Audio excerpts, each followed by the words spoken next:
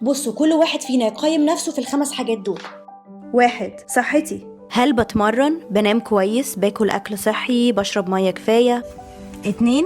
نفسيتي. هل بعرف أواجه مشاعري وأخرجها بشكل إيجابي عن طريق الكتابة أو الكلام مع دكتور أو صديق مثلا؟ 3. حياتي الاجتماعية. يا ترى بعرف أعبر عن مشاعري في وسط مجموعة كبيرة؟ بعرف أحافظ على صداقتي مع الناس وفي بيني وبينهم ثقة؟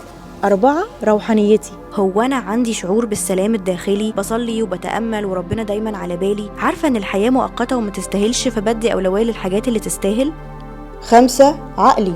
بحب القراية، بتفرج على أفلام وثائقية أو برامج تعليمية، درست كل اللي هحتاجه عشان أحقق أهدافي. لو جاوبت لأ في أي حاجة من دول أو حتى لو فيهم كلهم، عندي ليك خبر حلو. دلوقتي أنت تقدر تعرف إيه اللي محتاج تغيره، وتبدأ بخطوات صغيرة علشان بعد فترة إجاباتك تتغير من لأ لآه، وبعدين تسأل نفسك أسئلة جديدة علشان تتغير تاني. وهو ده تطوير الذات.